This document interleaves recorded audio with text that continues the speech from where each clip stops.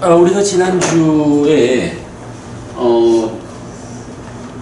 인식에서 니미타, 상이라는 것과 찌따사 니미타, 신상이라는 것, 이 두 가지를 설명하는 데 많은 시간을 할애를 했죠.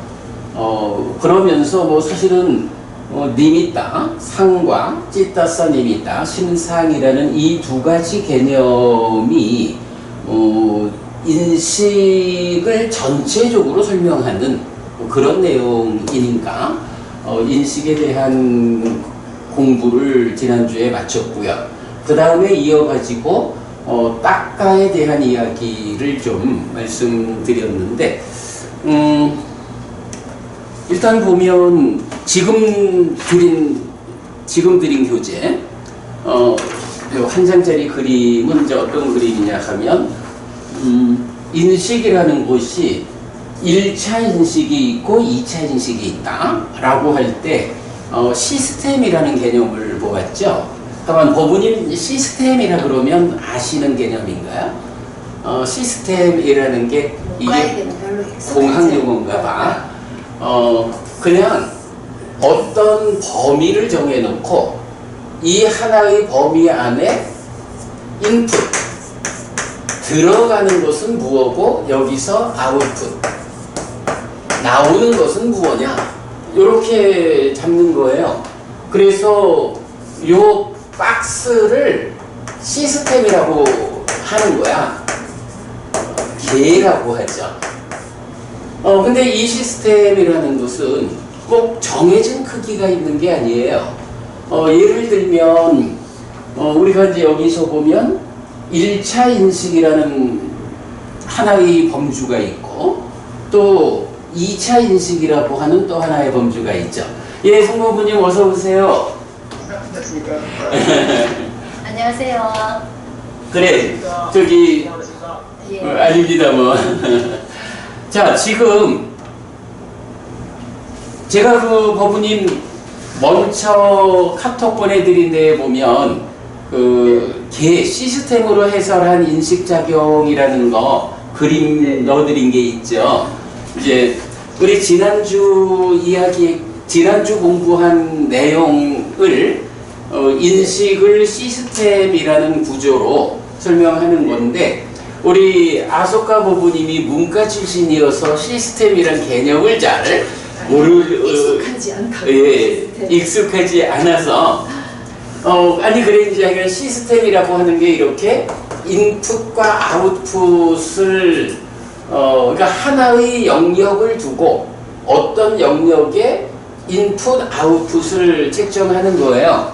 그러면 이제 1차 인식이라고 하면 내입처가 인풋이 되고 욕탐이 인풋이 되고 거기에 외입처도 인풋이 되어 가지고 식이 아웃풋으로 나오고 뭐 요렇게 되고 2차 인식은 식과 수와 상이 인풋이 되면 여기에서 무명과 탐 요렇게 이제 심이 만들어지는 아웃풋이 나오고 요런가 하면 요거를 1차 인식이라는 시스템에서는 그렇게 나누고 2차 인식 각각의 시스템으로 나눌 수 있지만 요거를 시스템을 좀 크게 묶으면 1차 인식, 2차 인식을 하나의 영역으로 보면 처음에 들어가는 거는 내입처와 욕탐이 들어가고 또 바깥쪽에서 보면 상이 들어가서 가래가 나오는 그러니까 어떤 만큼을 하나의 영역으로 잡느냐 그러면 그 영역에서 어떤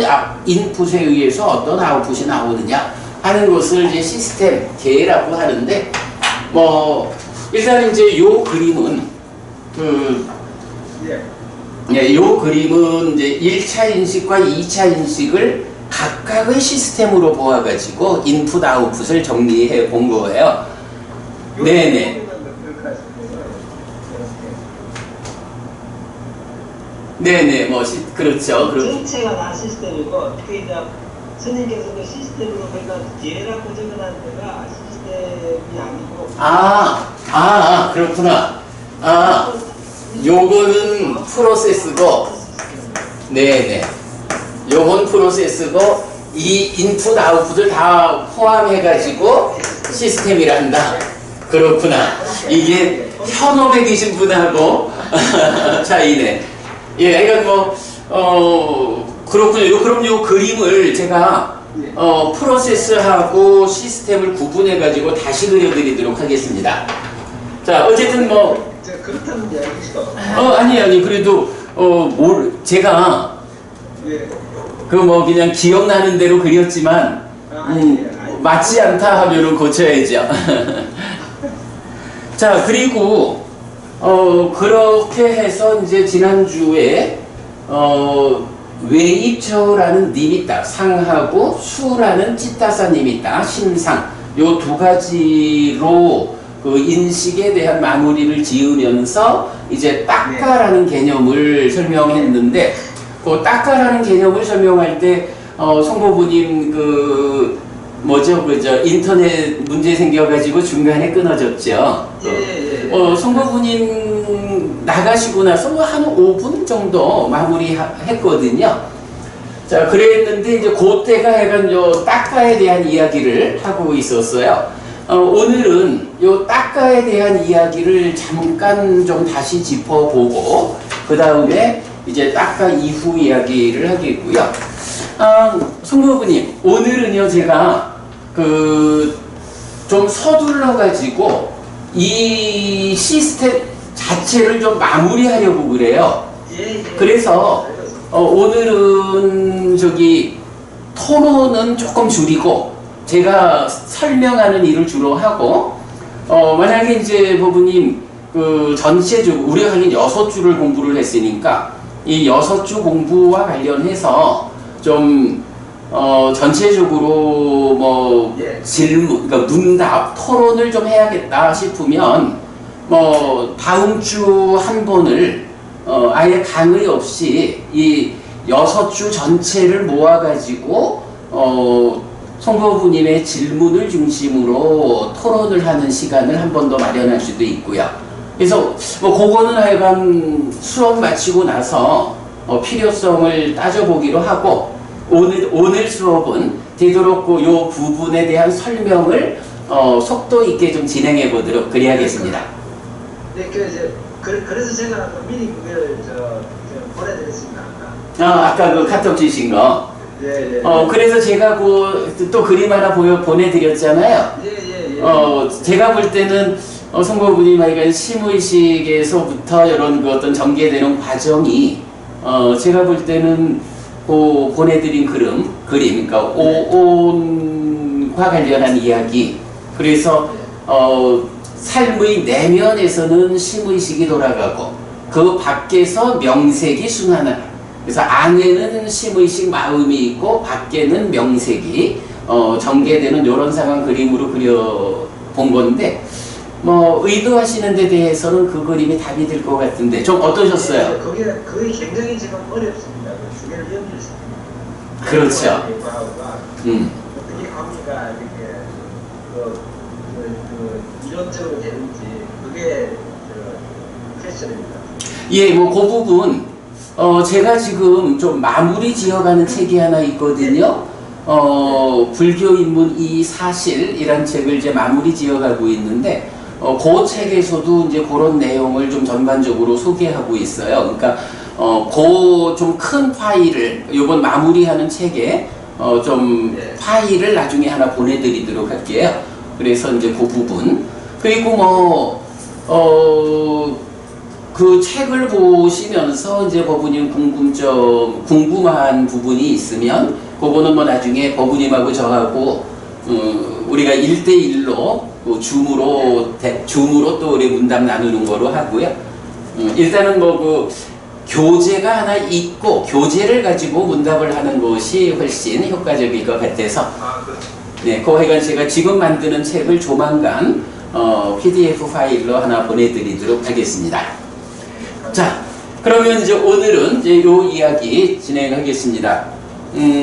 자, 우리 이 삶의 메커니즘 약술 책에서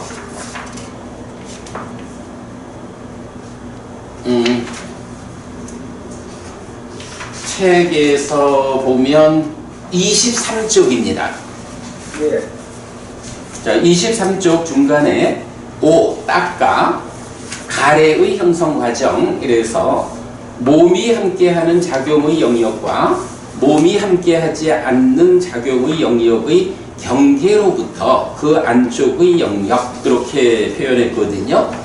자, 요 내용은 이제 쭉 읽어보시면 되는데, 이런 이야기입니다. 자, 닦아라고 하는 뭐 이건 삶의 가장 깊은 곳에 자리하고 있죠. 닦아.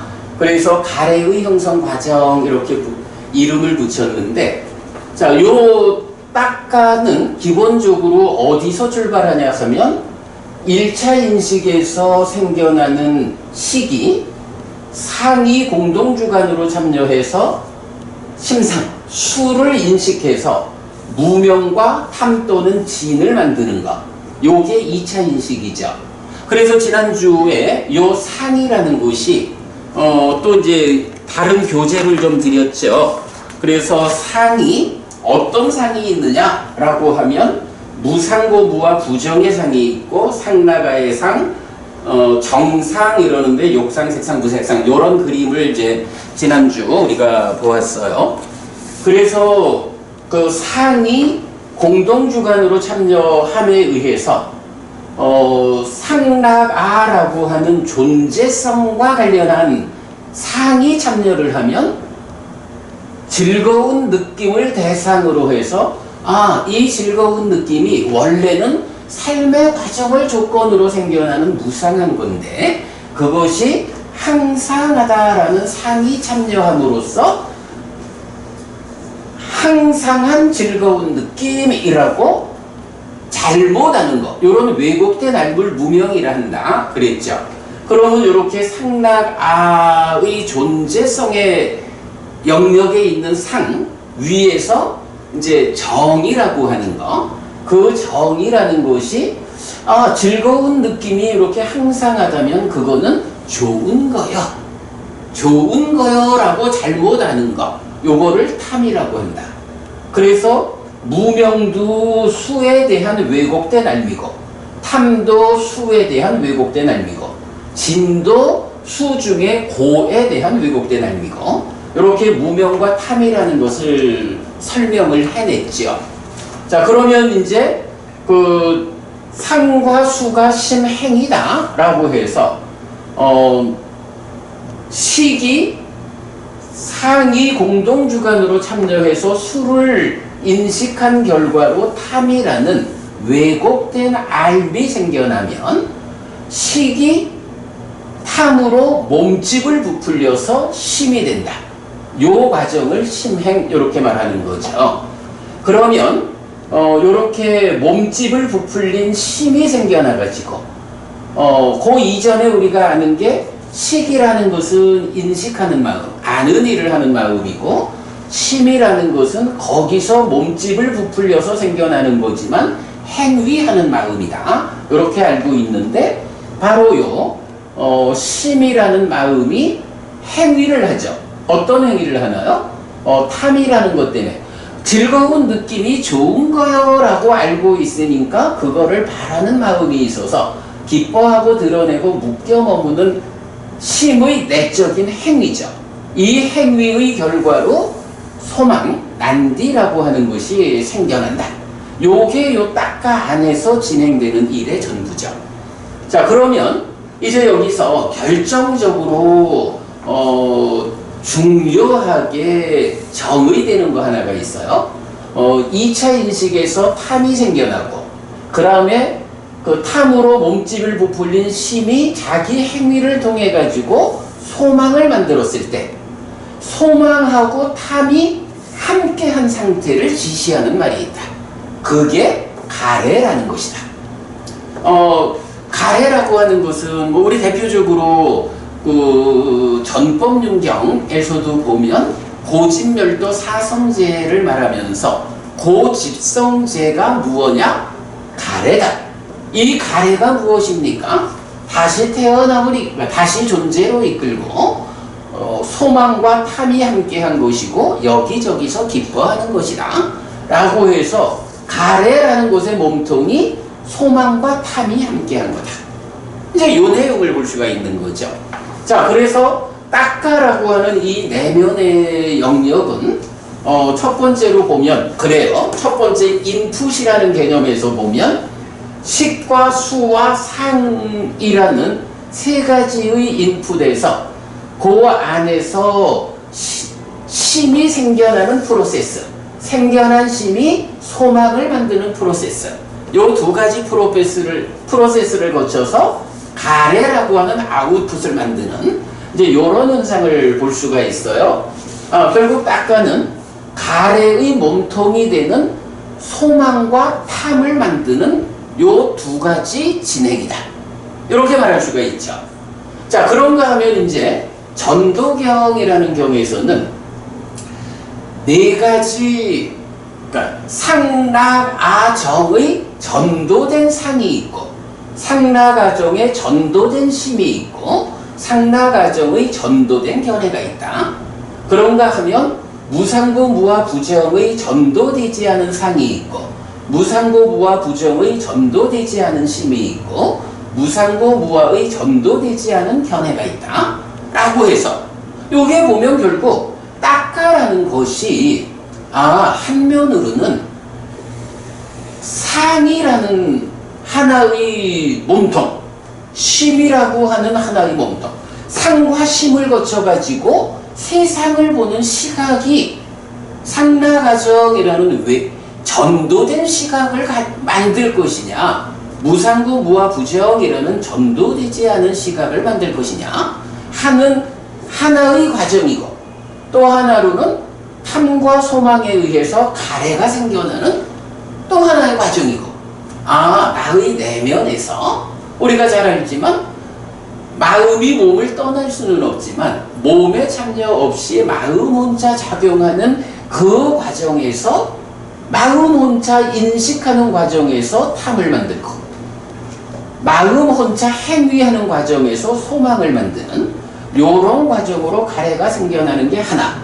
그런가 하면 그 몸통으로 상과 심의 과정에서 견해가, 삶을 보는 시각이 생겨나는 거 하나. 딱가라는 내면의 영역은 요런 일을 진행시키고 있구나. 이렇게 볼 수 있죠. 자, 그러면 이제 요 5번 딱가에 대한 설명에서는 바로 이렇게 두 가지가 생겨나는 게 딱가다. 그런가 하면 이 딱가의 경계선에 있는 게 있다. 자, 딱가의 경계선에 있는 것이 무엇냐라고 하면 2차 인식의 주관인 식이라는 거는 이 식이 딱가 안에서 작용한다라고 보기는 좀 그래요. 이거는 왜냐하면 안과, 그러니까 내입처와 외입처에 의해서 출산되는 거고 그것의 작용이 안에 있거든요. 그래서 식도 딱가의 경계선에 있고, 대상인 수 또한 딱가의 경계선에 있고, 공동주관인 상도 딱가의 경계선에 있다. 그러면 그러니까 식과 수와 상이라는 것이 딱가의 경계선에서 작용해가지고 딱가 안에서 생겨나는 것이 무명이고 탐진이고 심이고 소망이고, 그런가 하면 소망과 탐이 함께한 가래라든가 견해라든가 이거는 다시 딱가의 경계선으로 나오는 것, 이렇게 봐야 되겠죠. 그래서 딱가의 경계선에 있는 것과 딱가 안에서 진행되는 프로세스, 요거를 이제 구분해서 교재는 설명을 하고 있어요. 자, 그렇게 이 딱가라고 하는 것, 아스카 부부님 지금 내가 무슨 말을 하는지 충분히 이해되죠? 하여간 두 가지입니다.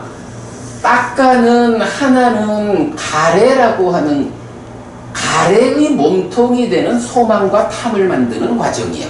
그런데 그 과정에서 작용하는 것들을 보면 상과 심이 작용해가지고 삶을 보는 시각, 견해가 함께 만들어져. 그러니까 여기 있는 전체를 보면 상심, 견해. 탐이라는 것은 무명과 탐진을 함께 말하는 거죠. 그러니까 탐과 소망 해서 딱가 안에서 진행되는 모든 것들이 가래와 견해라는 두 가지 결과물로 두 가지 아웃풋을 만드는 프로세스, 이렇게 설명이 되죠. 그래서 따까라고 하는 요 영역은 기본적으로는 성모부님이 기계가 따라갈 수 없는 영역입니다 말씀하시는 몸에 참여 없이 마음 혼자 작용하는 영역이다. 그러기 때문에 요거를 경계선과 따까 안의 작용을 구분해서 제가 말하고 있는 거. 그렇게 마음 혼자 작용하는 영역이 따까다. 그리고 그 따까 안에서는 소망과 탐이라는 두 가지가 그러니까 2차 인식에서 탐이 만들어지고 심의 행위를 통해서 소망이 생겨나는, 인식에서 생겨나는 거, 행위에서 생겨나는 거, 탐과 소망이 함께해서 가래가 구성되는 그 영역이고, 요 가래가 고집성제, 괴로움을 만드는 그자다. 이렇게 되죠. 그리고 상심 견해의 과정으로 삶을 보는 시각이 생겨난다. 이럴 때 보면 경은, 견해라는 것은 이제 업을 놓고 업의 씨앗이라고 비유를 주로 하고요. 가래는 업의 뿌리라는 측면으로 비유를 많이 해요. 씨앗과 뿌리를 어떻게 구분해야 될지 모르지만 전반적으로 보면 그렇게 비유를 하고 있다. 해서 견해와 가래라는 두 가지가 이렇게 따까로부터 나온다. 그럴 때 견해는 시각이기 때문에 말하자면 어떤 안경을 쓰고 세상을 볼까? 라는 거라면, 가래는 구체적으로 액션, 구체적인 행위를 하는 주체, 이렇게 이제 구분해서 보면 되겠습니다. 자, 이렇게 우리 따까 이야기 마무리를 하고요. 나머지는 여러분 교재 읽어보시면 충분히 설명되고요. 여기서 이제 한 가지 좀 말하지 않은 거는, 기뻐하고 드러내고 묶여 머무는 일을 통해서 소망이 생기잖아요. 요게 뭐냐 하면 탐으로 몸집을 부풀린 심이라는 행위하는 마음이 밖에서 몸과 말과 마음으로 행위하기도 하지만, 따까 내면에서 몸에 참여 없이 심 혼자 하는 행위를 말하거든요. 요 기뻐하고 드러내고 묶여 머무는 요 행위가 소망을 만들어서 가래를 형성하는데, 요 기뻐하고 드러내고 묶여 머무는 요것이 부처님이 설명하는 삶의 이야기에서는 사실은 아주 가장 극적인 자리. 여기서 기뻐하고 드러내고 묶여 머물면 중생이고, 기뻐하지 않고 드러내지 않고 묶여 머물지 않으면 해탈한 사람이에요. 이렇게 말해주고, 우리가 또 자라남 줄어듦, 오온의 자라남 줄어듦을 말할 때 여기서 기뻐하고 드러내고 묶여 머물면 이 과정을 통해서 괴로움을 만드는 것, 요거 오온의 자라남이다.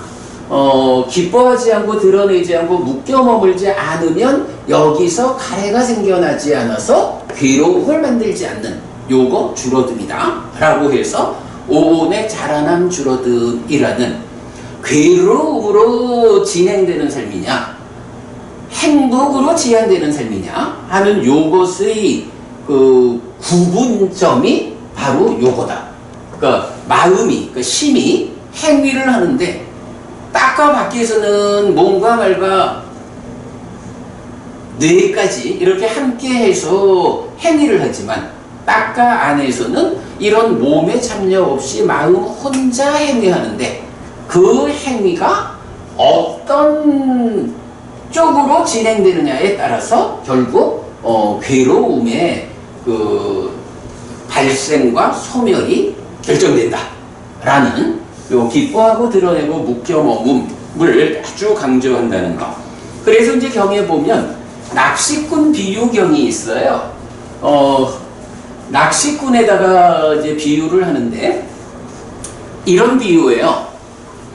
물고기가 물속에서 자유롭게 헤엄치고 살잖아요.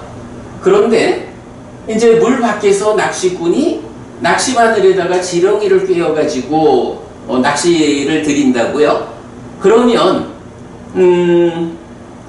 물고기가 저 앞에서 지렁이가 꿈틀대는데 그 안에 낚시 바늘이 있다라고는 보지 못하는 거예요. 일반적으로 물고기가 그 정도 지혜롭지 못하잖아요. 그러니까 자기는 그냥 지렁이를 먹느라고 물었거든요. 그런데 지렁이를 꿰고 있던 낚시 바늘이 그 물고기를 낚는다고요.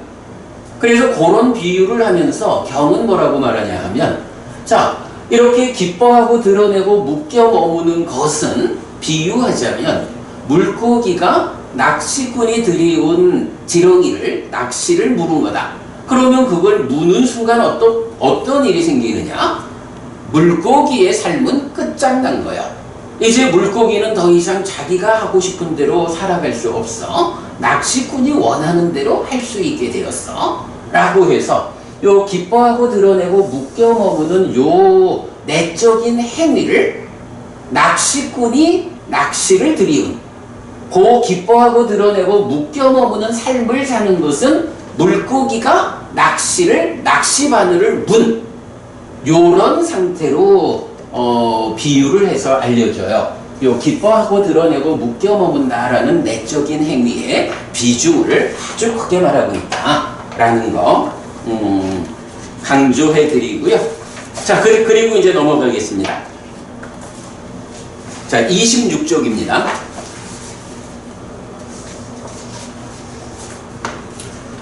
자, 26쪽 6번 행위.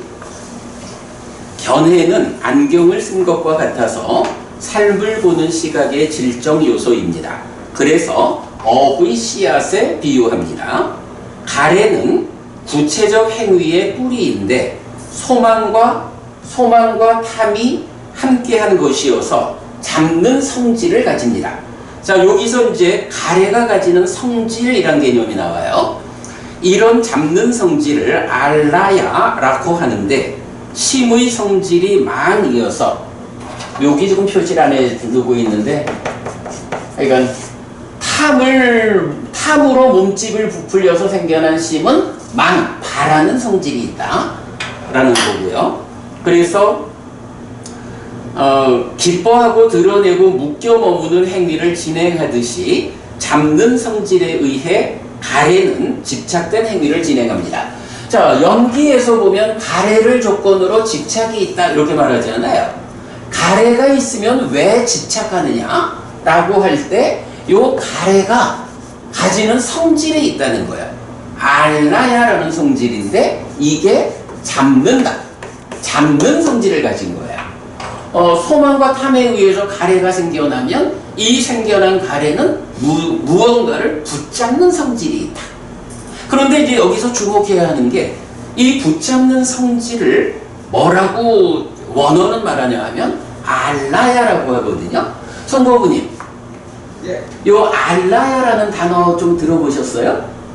아래야식? 그죠? 그 아레야식이 원어가 알라야 위즈나나 이래야 돼요. 그러니까 이제 산스크리트로 하니까 위즈냐나가 된다고. 근데 빨리어로 말하면 그게 알라야 윈냐나야. 먼저도 제가 그 식은 6개밖에 없다. 안식 내지 의식 6개밖에 없는데 유식에서 자기화를 말라식이라고, 그리고 지금 말하는 가래의 붙잡는 성질을 알라야 윈냐나 라고 해서 식이라고 식의 자격을 부여해줬다. 그러나 부처님은 거기에 식의 자격을 부여하지 않았다. 이제 이런 말을 했는데, 그 알라야 유식이 말하는 아레야식, 그 아레야라는 것에 부처님이 설명하는, 왜냐하면 이게 이제 니카야에 나오는 말이란 말이죠. 부처님이 설명할 때는 이 가래의 성질, 붙잡는 성질을 말한다. 어쨌든 가래가 붙잡는 성질이 있기 때문에 가래가 생겨나면 집착된 행위를 한다. 그래서 괴로움을 만든다. 알라야라는 것의 의미를 그렇게 봅니다. 집착된 행위는 먼저 딱가로부터 몸과 함께하는 영역으로 돌아오는 현상에서부터 시작하는데, 윗딱가, 생각 떠오름, 떠오른 생각입니다. 이렇게 떠오른 생각은 인식에서 묶인 대상에게로 찾아가는데 위자라 접근입니다. 그런데 생각이 떠오르는 과정은 소망에 의해 관리됩니다. 어떤 소망이 생기는지에 따라 생각은 수동적으로 떠오르는 것입니다. 자, 여기서 이제 우리 위따까라고 하는 개념이 나타나요.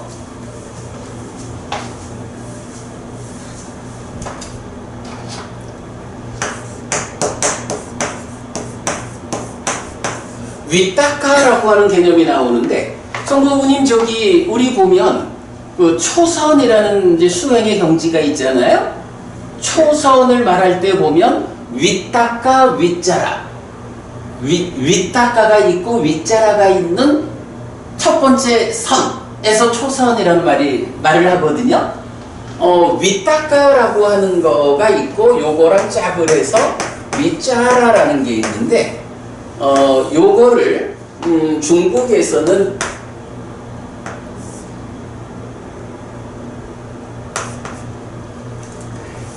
이게 한문을 안 쓰다 보니까 이제는 자꾸 잊어버려. 네, 심하고 사 이렇게 쓰거든요. 요거는 찾을 심자예요. 훈이 찾을 심이고 요거는 엿볼사 이러는데 위따까와 위자라를 심사라고 번역을 했고요. 뭐 우리는 이제 요거를 뭐 떠오른 생각 또는 생각 떠오름 이러고 접근,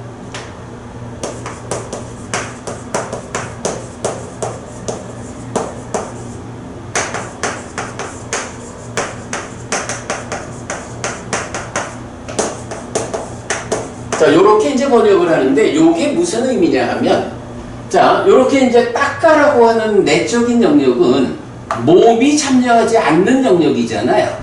그럼 몸이 참여하지 않는 내면의 영역에서 소망과 탄이 생겨나서 가래가 되면, 이제부터는 몸과 함께하는, 왜냐하면 요게 경계선이니까, 몸과 함께하는 영역으로 들어왔거든요.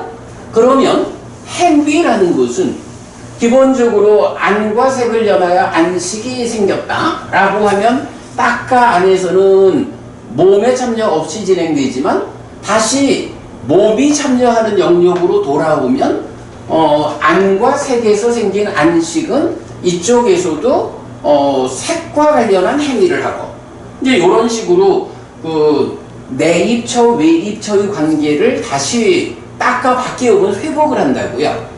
자, 그럴 때 이렇게 생각이 따까라는 내면의 영역에서 몸과 함께하는 영역으로 생각이 떠오르는 것, 그거를 위따까 이렇게 말하고, 그럼 생각이 떠올랐다라고 하면 안과 색을 연하여 생겨난 안식이 이렇게 돌아올 때는 그 인식 대상인 색으로 쫓아가 가지고 행위를 하게 된다.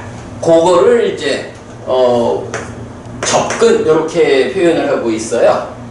자, 요런 위따까 위자라라는 개념이 나타나는데, 여기서 이 위따까라는 것은 사실은 굉장히 중요한 거예요. 위따까는 여기 좀 뭐랑 비슷하죠? 위따까는 그죠? 따까라는 말 앞에 위라는 접두사가 붙은 거잖아요. 위라는 말이 이게 뭐 분리, 분별 뭐 이런 의미, 또 이제 잘이라고 하는 이제 의미도 같지만 일단은 분리라는 개념으로 많이 쓰이죠. 그러면 위따까라고 하면 따까라고 하는 이 내적인 영역이 있는데 이 따까로부터 분리되는, 따까를 떠나는 것, 이런 의미를 갖는 거예요.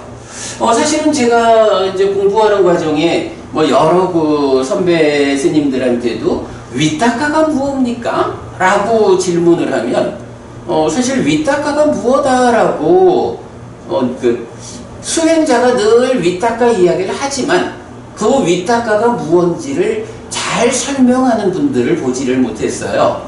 그런데 이제 이렇게 경에 의해서 그림으로 그려지게 되면 따까라고 하는 내적인 영역이 따까고 거기서 떠나는 것이 윗닦아다 라고 하는 의미를 이제 분명히 알 수가 있게 되죠. 자, 요렇게 이제 윗닦아라는 것이 있다 라고 하고, 그 다음에 보면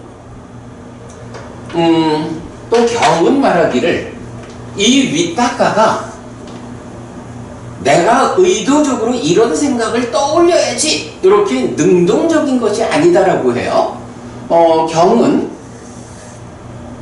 난디 소망이 윗닦아를 관리한다 라고 해서 이 닦아 안에서 어떤 과정이 진행돼 가지고 어떤 질의 소망이 생겨나느냐에 따라서 그 소망이 생겨나는 것에 의해서 수동적으로 윗닦아 생각이 떠오른다 라는 것을 말해 주거든요. 그러면 이렇게 윗닦아가 수동적으로 떠오르는 것, 요거를 이제 볼 수가 있고, 그리고 나면 이제 요 윗닦아에 이어가지고 경들은 의도, 기대, 지향이라고 하는 좀 단일하게 진행되는 과정을 말해줘요. 의도, 기대, 지향. 그리고 나면 그에 이어가지고 사유, 생각한다. 우리가 이제 데카르트죠. 나는 사고한다, 고로 존재한다 라고 말하는 그 사고의 영역, 사유라는 것이 요렇게 마음의 행위로 나오는데, 이제 부처님은 그 사유까지 가는 과정을 닦아로부터 윗닦아라는 생각이 수동적으로 떠올라가지고 의도, 기대, 지향을 거쳐서 사유로 가는, 그러니까 요 생각의 과정을 아주 상세하게 설명을 하는 거죠. 자, 그 부분을 볼 수가 있고요.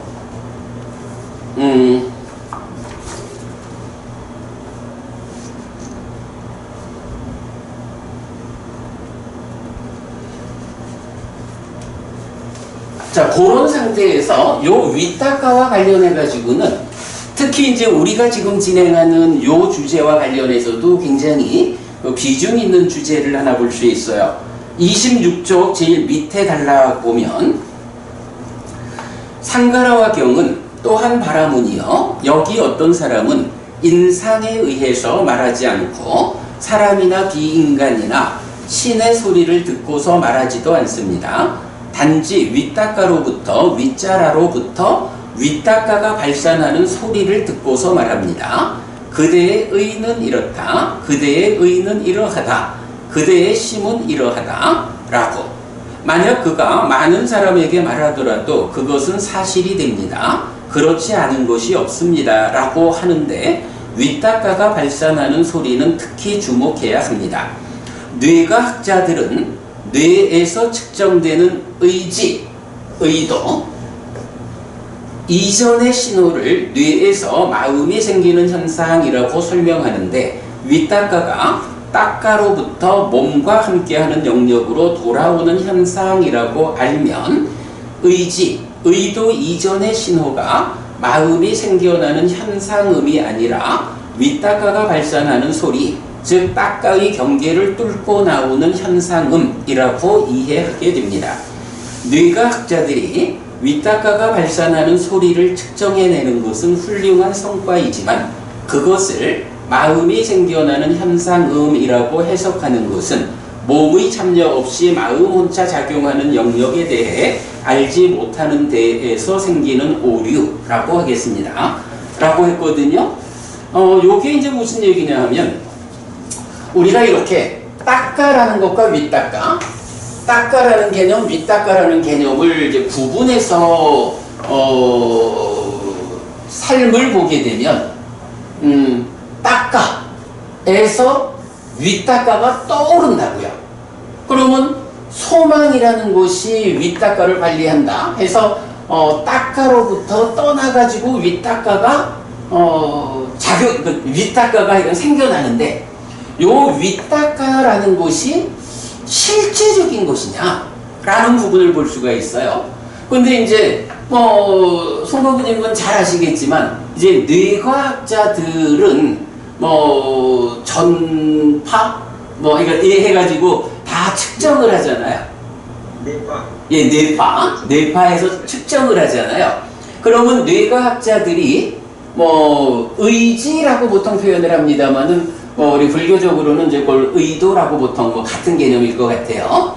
그래서 뇌과학자들이 뇌파를 측정해가지고 요렇게 의지가 작용하는, 의도가 작용하는 뇌파를 발견한다는 거죠.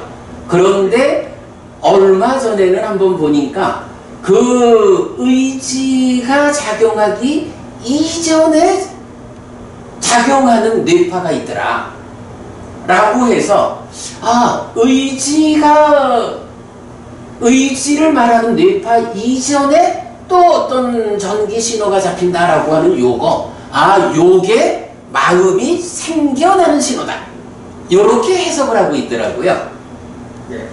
뭐 아시죠? 생각하기 전에, 생각하기 전에 어떤 신호가 나타난다. 그죠? 그래서 그거를 마음이 생겨나는 거, 그래서 뇌에서 마음이 생겨난다, 요렇게 해석을 하고 있는 걸 봤어요. 그래 이제 제가 바로 요 부분에서 아주 비중 있게 하나 말하는 것이, 그게 의도 이전에 작용하는 그 신호를 발견했다라는 것은 뇌과학자들이 참 훌륭한 성과다, 참 훌륭하다. 다만 그 의지 이전에 어떤 전기 신호를 찾아가지고는 그게 무엇냐라고 해석하는 데 있어서는 차이가 있다.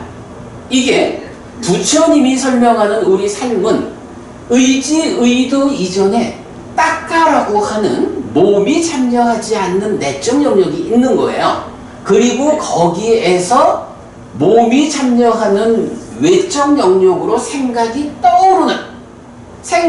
떠올라가지고 그것이 의도에 의해서 능동적인 삶으로 진행되는 요거를 설명하면서 꼭 생각이 떠오르는 게 위탁가다 라고 하는데, 이 위탁가가 문제는 아주 핵심적인 표현으로 위탁가가 떠오르는 소리가 있다는 거예요.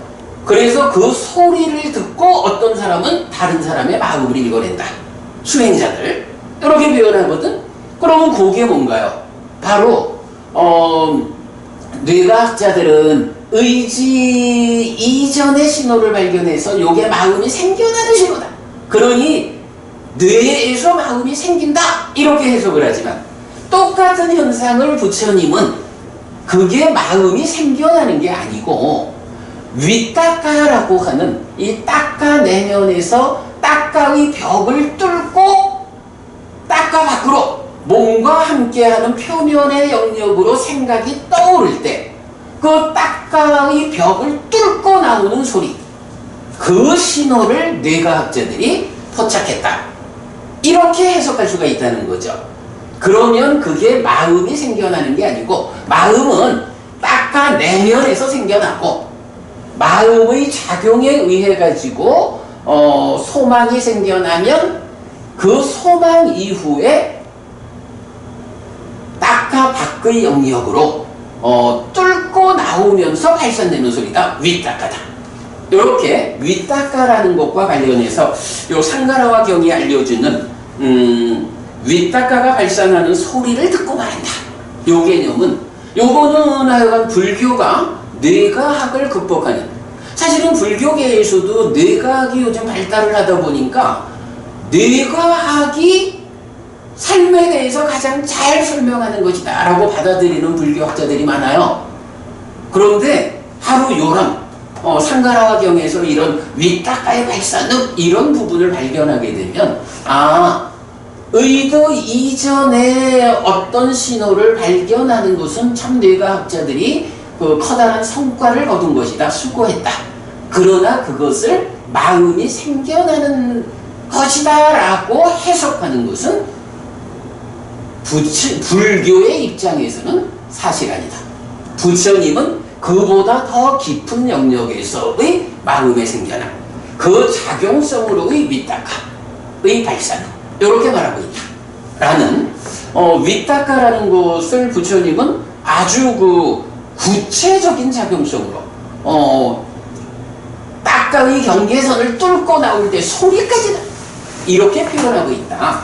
이렇게 구체적인 거다라는 것을 우리가 보아야 하고요. 예, 한때는 이제 유물론적인 생각이.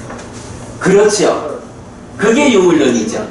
예, 유물론 시스템을 하고 다시 그 유신론으로 들어갔습니다. 예. 네네.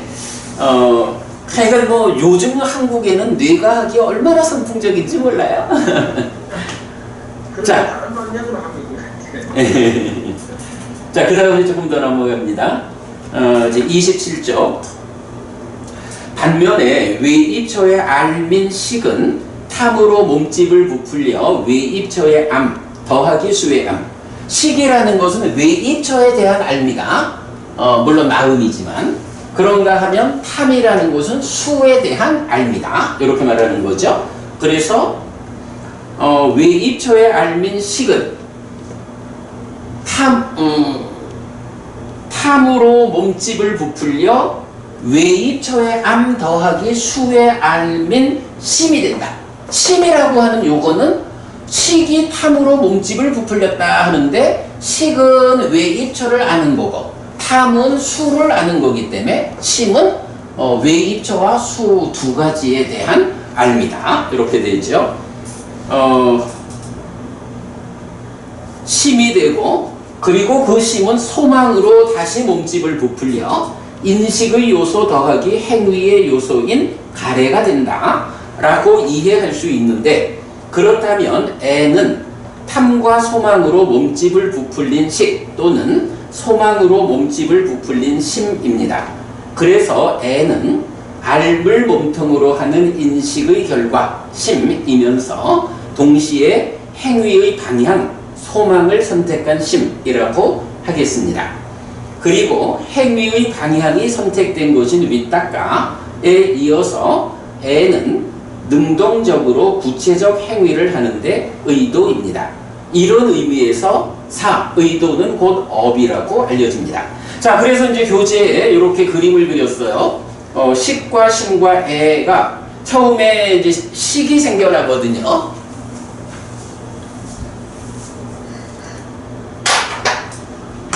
식이 생겨나는데 이 식은 뭐냐 하면 외입처를 아는 거라고. 내입처가 외입처를 아는 거죠. 외입처의 암. 그래서 식인데 이것이 딱가 안에서 2차 인식을 해서 탐을 만드는데 이 탐은 뭐냐 하면 심상에 대한 알미죠. 그래가지고 상수는 심행 이래가지고 심이 되는데 그렇다면 이 심은 무엇입니까 하니까 외입처의 암 더하기 수의 알미다. 요래 되고 그렇다면 이거는 그대로 외입처의 알은 식이고 그 다음에 탐으로 몸집이 부풀려진 것이다. 이렇게 되죠.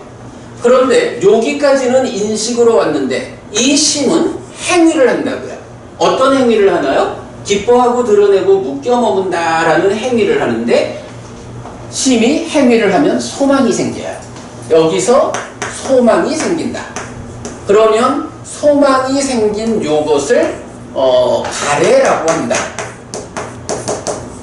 자, 그러면 요 식 더하기 탐의 상태에서 소망이 생기니까 가래는 말하자면 심이 소망으로 심 더하기 소망 이렇게 된 거다. 그런가 하면 요 심이 뭐냐 하면 식 더하기 탐이다. 그러므로 요 내용을 보면 가래라는 것은 식을 가운데 두고 식이 탐으로 한 번 몸집을 부풀리고 그 다음에 소망으로 한 번 더 몸집을 부풀리면 자 요걸 놓고 처음에 식이 탐으로 몸집을 부풀린 1단계가 전개된 건 심이고 거기서 다시 소망을 만들어서 2단계로 전개되면 가래다. 이제 이런 구조를 요 딱가 안에서 볼 수가 있다는 거죠. 딱가의 경계선의 식이 딱가 안에서 탐을 만들어서 심이 되고 그 안에서 다시 소망을 만들어서 경계선에 있는 가래가 된다. 네, 요런 이야기를 이렇게 교재에서는 그림으로 표시하고 있죠. 딱가에서 요런 일이 진행되는 거. 자, 그렇게 이제 그 식심애가 전개가 되면, 자, 여기 그래서 이제 요것의 의미를, 그렇다면 가래는 앓을 몸통으로 하는 인식, 즉 심이면서 동시에 행위의 방향, 그러니까 소망이라고 하는 요거를 어떤 것을 바라느냐 하는 것이 뭔가요? 내가 어떤 행위를 할까요? 라는 쪽에 행위의 방향성을 선택한다. 이렇게 표현을 한 거죠. 그 소망이 어떤 방향성을 선택하느냐에 따라서, 소망에 따라서 수동적으로 밑닦아가 떠오릅니다. 이렇게 말하는 거죠.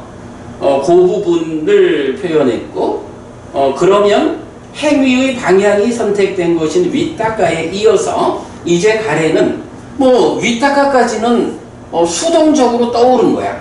그런데 삶이라는 것은 수동적으로만 가진 않죠. 결국은 능동적으로 내가 뭔가를 하죠. 여기서 보면 이제 윗닦아에 이어 가래는 능동적으로 구체적 행위를 하는데 의도입니다. 해서 의도 사라는 개념으로 연결이 돼요. 그리고는 이런 의미에서 의도는 곧 업이라고 알려집니다. 자, 요 이제 굉장히 중요한 개념이죠. 내면의 영역에서 소리를 내면서 떠오르는 윗닦아. 여기까지는 수동적이야. 그래서 아소카 부부님 아까 우리 대화할 때 의도한 일인가요? 아닌가요? 이런 대화를 했잖아요. 어떤 행위가 의도치 않은 행위, 이럴 때는 그것을 업이라고 부르지 않는 그 부분을 이렇게 수동적인 윗닦아 이후에 능동적으로 어찌하려고 하는 의도, 그 의도를 요 자리에 두고, 그러면서 이제 경은 의도가 곧 업이다 라고 말해준다는 거예요. 자, 밑에 보면 앙구타라니까야 6의 모음의 63번 꿰뚫음경이 있어요. 비구들이여 의도가 업이라고 나는 말한다. 의도한 뒤에 또는 의도하면서 몸에 의해 말에 의해 의에 의해 업을 짓는다. 이렇게 표현을 해요. 의도가 업이요. 의도 자체가 업이다라고 해서 여기에 표시를 하지만 이게 그대로 의도로부터 기대, 지향, 사유, 신업, 구업, 이 업 전체를 포괄해서 의도를 한다. 이렇게 말할 수도 있고, 아니면 몸과 말과 마음의 모든 업이 의도로부터 비롯된다. 이런 두 가지 의미로 볼 수가 있죠. 그래서 의도가 업이라고 나는 말한다. 의도한 뒤에 또는 의도하면서 몸에 의해 말에 의해 의에 의해 업을 짓는다.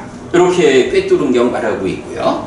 자, 의도는 다시 상세히 설명되는데 의도, 기대, 지향의 과정과 의도, 기대, 지향의 과정, 이어지는 사유, 그리고 신업, 구업입니다. 이때 사유의 업은 뇌와 함께하는 행위 과정이라고 설명해야 하고, 우리가 사유한다라는 것을 마음이 뇌라는 몸의 기능과 함께한다 이렇게 보면 타당하겠죠. 몸과 말로 나타내기 이전이라 해도 뇌라고 하는 내적인 행위 영역이긴 하지만 뇌라는 몸과 함께하는 그 영역이 사유의 업이다. 그래서 사유는 뇌와 함께하는 행위 과정이라고 설명해야 하고, 신업은 사유가 연장되어 몸으로서 남에게 알려지는 행위이고, 구업 역시 사유가 연장되어 말로써 남에게 알려지는 행위입니다. 자, 이렇게 딱가로부터 딱가에서 소망과 탐 해서 가래가 생겨나고, 소망이 관리해서 윗딱가가 수동적으로 떠오르고, 그러면 그 수동적 떠오른 윗딱가에서 윗자라로 대상을 찾아가 가지고 그때부터 의도, 어찌하려고 하는 의도를 일으켜서 의도, 기대, 지향, 사유, 의업이죠. 신업, 구업이라는 업을 짓는. 그래서 의도라는 것은 의도한 이후에 업을 짓는다. 이렇게 하면 요 자리에 불과하고, 의도하면서 업을 짓는다 하면 이 의도가 업을 포괄하는 것이기도 하고, 뭐 이렇게 약간 어떻게 보든 상관이 없겠죠. 자, 요렇게 이제 그 따까 이후 윗따까로부터 시작해가지고 신업, 구업에 이르는 요 행위 영역을 요렇게 표현을 한 거죠. 자, 한편 가래를 뿌리로 한 경은 행위의 뿌리인 가래로부터 진행되는 행위를 설명합니다. 이제 가래를 뿌리로 해서 어떤 행위가 진행되느냐 하는 것을 설명하는데요. 비구들이여, 가래를 뿌리로 하는 9가지 법을 설하겠다. 그것을 들어라. 비구들이여, 그러면 무엇이 가래를 뿌리로 하는 9가지 법인가? 가래를 연하여 조사가 있다. 조사를 연하여 습득이 있다. 습득을 연하여 차별이 있다. 차별을 연하여 욕탐이 있다. 욕탐을 연하여 묶임이 있다. 묶임을 연하여 잡음이 있다. 잡음을 연하여 인색이 있다. 인색을 연하여 보호가 있다. 보호를 위해 몽둥이를 들고 칼을 들고 싸우고 다투고 분쟁하고 서로 이간하고 거짓말하는 여러 가지 악한 불선법들이 생겨난다. 비구들이여, 이것이 가래를 뿌리로 하는 9가지 법이다. 라고 해서 가래로부터 출발해서 조사, 습득, 차별, 욕탐, 묶임, 잡음, 인색, 보호, 그 다음에 몸과 말의 불선업, 이렇게 이제 연결이 되거든요. 몸과 말의 불선업이라는 건 신업구업이고요. 그러면 신업구업 이전에 조사로부터 인색, 보호까지 요 8과정은 의업이다. 이렇게 봐야 되겠죠. 자, 그래서 그러면 애를 뿌리로 하는 의업, 즉 의도 이후 신업, 구업에 이르는 과정은 조사 내지 보호로 상세히 분석됩니다. 그런데 이 중에서 욕탐은 특히 주목해야 합니다. 몸과 말의 행위로 연결하는 중간 것이기도 하지만 인식으로 순환하여 뿌리경들이 말하듯이 1차 인식의 공동주관으로 참여하기 때문입니다. 자, 요 가래를 뿌리로 하는 9가지 법을 소개한 이유가 뭔가요? 이렇게 가래로부터 몸과 말의 행위에 이르는 과정을 8개로 설명하고 있는데, 뭐 그 각각의 과정이 구체적으로 무언지 하는 부분까지는 뭐 우리가 잘 접근하지 못하고 있지만, 그 중간에 눈에 띄는 단어가 하나 있는 거죠. 욕탐이라는 거. 즉, 가래가 몸과 말의 행위로 연결되는 중간의 과정, 즉 의업에 속한 한 가지로 욕탐이라는 게 있다는 거죠.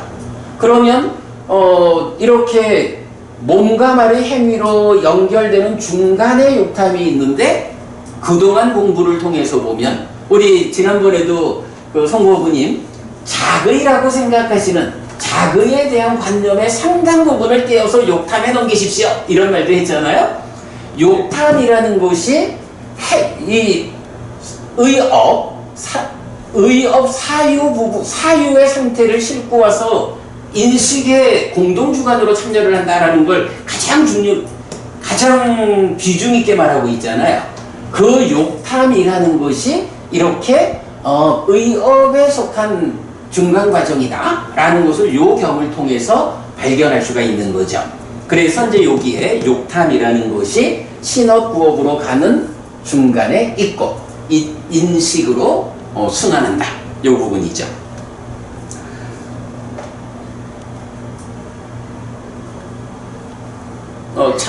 참고로 자기화 있는데 뭐 자기화 부분은 일단 넘어가겠습니다. 자, 그래서 인식과 행위는 순환 구조를 통해 반복되는 것을 알 수 있습니다. 그죠? 욕탐이 이렇게 행위를 인식으로 전달하니까 지금 출발해서 인식이 인식이 식과 수를 만들어 가지고 따까이 과정에서 가래와 견해로 나와 가지고 윗따까 이후에 의도로부터 뭔가 말의 행위까지 이런 업으로 진행되는데 그 행위 중에 하나인 욕탐이 다시 돌아가지고 인식의 뿌리가 되는 요래하니까 요거를 그래서 인식과 행위는 순환 구조를 통해서 반복되는 것을 알 수 있다. 순환 구조라는 개념이 요렇게 탄생을 하는 거죠. 욕탐이라는 이 욕탐이 가지는 가장 중요한 개념은 인식으로부터 출발했지만 행위를 인식의 순환에서 전달한다. 요 개념. 그 부분을 이렇게 보았고요. 후대의 교재들은 이런 순환 구조 대신 상속이란 개념을 동원해서 삶의 연속성을 설명하는데 경은 이렇게 욕탐의 양방향성에 의한 순환 구조로 삶의 연속을 설명합니다. 근데 이런 욕탐에 의한 순환 구조를 보지 못하면 그래도 삶이라는 게 단락지어 있다라고 말할 수는 없으니까 어떻게 삶이 연속됩니까? 라고 설명해야 되는데 그거를 이제 후대의 교재들은 뭐 상속이라는 개념을 가지고 설명하고 사실은 송모부님도 상속이라는 개념 얘기를 몇 번 했었죠. 이전에 우리 대화에서 제가 좀 들었던 기억이 있고요. 그러나 이제 부처님은 설명하기를 상속이라는 개념이 필요가 없는 거예요. 왜? 행위 과정의 일부가 그대로 인식으로 순환해서 오니까 삶은 저절로 연속되는 거야. 이런 순환 구조에 의한 연속으로 순환 구조를 통해서 삶의 연속성을 부처님은 말하지 그 연속성을 위해서 다른 개념을 말할 이유가 없다. 상속이란 개념이 경이 없다. 라는 것도 참고하기로 하고요. 자, 이래가지고 이제 욕탐에 의한 순환이라는 개념이 나왔어요. 자, 그러면 7번 이제 순환 구조를 이제 본격적으로 보겠습니다. 7. 순환 구조. 행위를 시발점으로 하는 세 개의 순환 구조.